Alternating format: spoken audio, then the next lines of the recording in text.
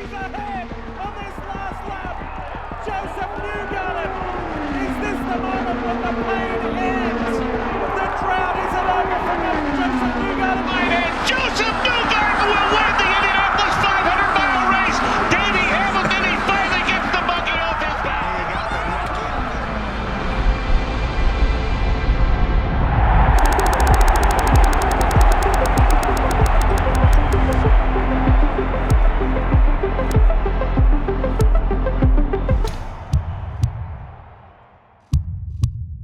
So where do we begin? The Indianapolis 500. It is the most historic race that you will find in all of motorsport. He's making a move, and he's done it. It is really the birthplace of competition within automotive. It was built as a race to test man and machine. Oh my goodness! Oh, are you kidding me? Indy is very special because the race magnifies the team effort more than anywhere that we go. It is such a collection of everybody's effort for a long period of time. You know, Indy starts 365 days before you show up to the race. That's a lot of time spent, you know, preparing for one single moment. So prior to 2023, I had raced in 11 Indy 500s. I've had 0 victories. For me, it's been a race that I've had to, in a way, mourn. I've just had to mourn the opportunity of winning it.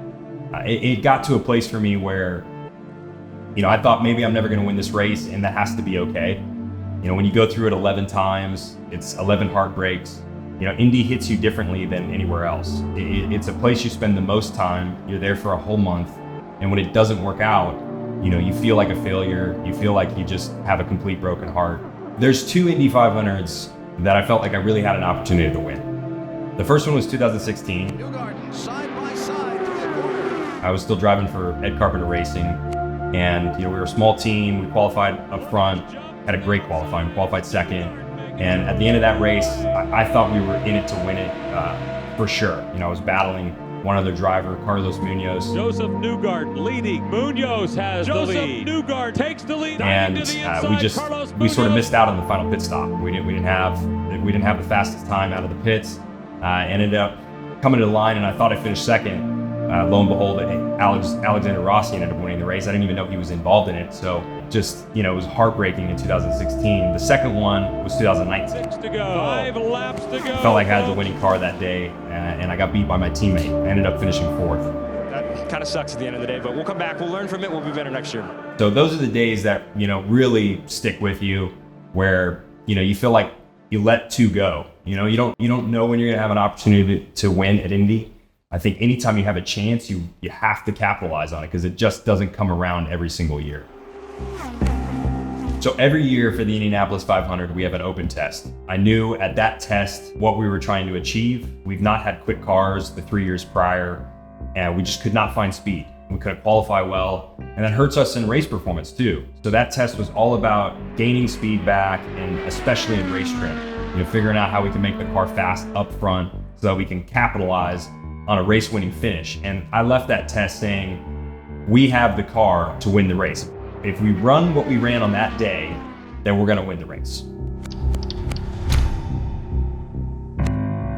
So qualifying for us in 2023 was all about speed.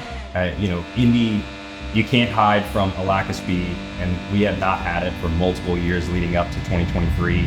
We didn't qualify well. I qualified 17th, and for us, that wasn't good enough still. We somehow didn't find the answer, but I still had some comfort in that. 17th on the grid's where we're gonna start, but I knew our race car could be just as fast as it needed to be.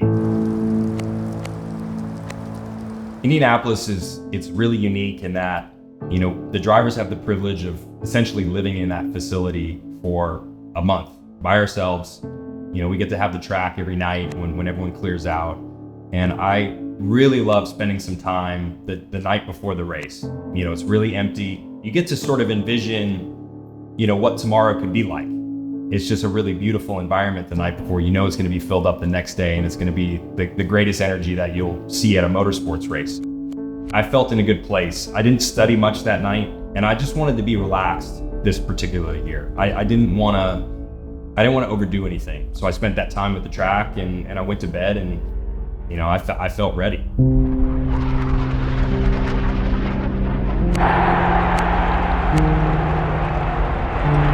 Indy's very emotional. You know, it is a race that is hard to describe to people if you've never been there. It's one of those events you have to see in person at some point in your life. You know, there's an energy about it that's unique to that particular facility and that race. It's really easy to get overwhelmed at Indy and you know, let the magnitude of what the event is, the expectation, the pressure take over. And I think you just have to force yourself to enjoy the opportunity. So that's what I remember doing on the day, is just, you know, focusing on what I had in front of me. I knew I had a great team around me. I was just proud of our effort. I was proud of our plan. And I wanted to focus on that because if we could just execute on the plan, I knew it could be a great day. The plan was pretty simple. We're starting 17th. By lap 100, we got to be in the top 10. By lap 150, we got to be in the top 5. The final stint, we got to be in the top 3. And if you can get positioned in those ways, that final stint, if you're in the top 3, you can make something of that.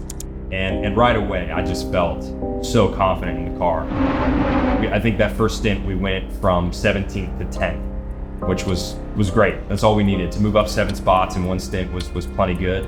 And it really set the tone for the rest of the day. This is, and always will be, the greatest spectacle in racing. This is the Indianapolis 500. It's just unbelievable, Jeff. It never gets old no matter how many times you've seen it. And now Newgarden and Kirkwood are coming strong.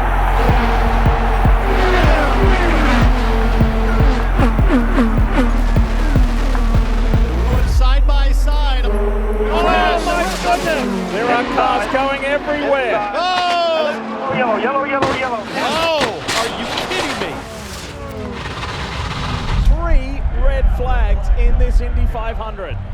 So the red flags at the end of the race were not part of the plan. You never know how the ending's going to play out in these races. You know, sometimes it can go green all the way to the checkered, or you can have 3 red flags like we saw. I remember sitting in the pits and, you know, everyone comes down pit lane, they shut the engines off, and everybody's still there. There's 300,000 people there, and no one leaves. And for the first time, you can really hear the crowd. You know, everyone wants to see a finish.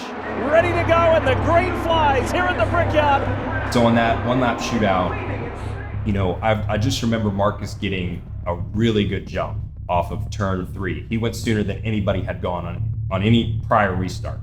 And he got away from me. Pace car has left the track, and a quick start for the defending champ, Marcus Ericsson. And I thought, okay, turn 2 is going to be just perfect. That's where I need to make the pass.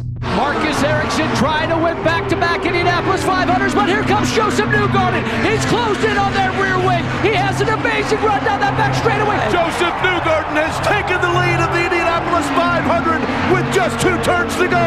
And I think, okay, I'm going to have a ton of momentum here. He's not even going to get close to me in 3 or 4. And the next thing I see in my mirrors is Marcus tucked right back up underneath me, you know, coming through the short shoot of 3-4. And I thought, you know, this is not good. He could get just as good of a run on me coming off turn 4 now and pass me before the line. So that's when I had to be as aggressive as possible. Josef Newgarden! Is this the moment when the pain ends? I was going to try and, you know, pull away from him and let him draft me at a minimum. You know, I was trying to give him no opportunity to slipstream me. So I went as aggressive to the inside of the track as I could, and then back to the middle to the start-finish line. And when I straightened back up, about 100 feet before the line, I knew we were going to win the race. I had gotten rid of the idea of winning the race. And so now seeing that we were going to actually win it, it was a crazy feeling. And Josef Newgarden finally wins the Indianapolis 500!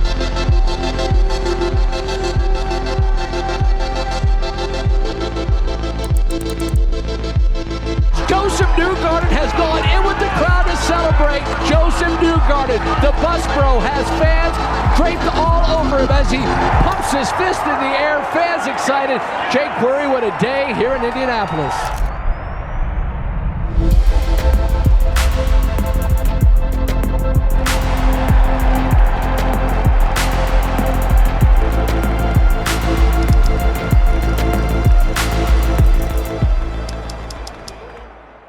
Well, Indy, it's hard to describe it. More than anything, the emotion for everybody. I mean, I'll remember my wife's face, being able to see her. I think she was more relieved than me. I was more happy for my wife almost than I was for myself. She has lived through the pain more than anybody knows. I'm not nice to be around with a broken heart, and I've had many broken hearts at Indy. The fact that my son was there, he had just turned 1. He's not going to remember anything. It all happened. It happened in fast forward and slow motion at the same time. Really weird to describe, but I remember everything, but it was all such a blur. It was everything that you would dream of. This is what we waited for. We wanted to be in that energy. And so it was so cool to celebrate with the entire crew. I think for me, having the opportunity to drive for Roger Penske has been, it's been a big deal because I never envisioned myself being a part of that team. I didn't think I'd ever have that opportunity.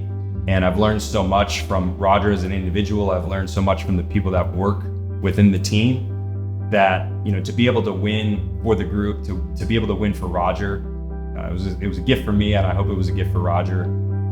But it means a lot. Team Penske, we pride ourselves in excellence. We pride ourselves in doing things the right way, working hard and trying to take care of the people around us. And, to do it together was for me the greatest gift I could have in racing. It's an opportunity I didn't think I would ever have. And now having had it, I'm very appreciative for it. If I was lucky enough to win the race, I'd probably be satisfied. You don't need to get another one. I've never wanted to win the race more than I do now. I think you realize the significance when you win the Indy 500. I've been there multiple years. I appreciate the history. I know the work that goes into it. I've seen people win the race, but you don't know what it means until you really win it. And when you experience it, it's a high that you will never have in all of motorsports. And you want it again. It's a euphoric feeling, and it was for everybody. I got that sensation from everyone around me. So I'm more motivated to win another Indy 500 right now as I sit today than I was a year ago.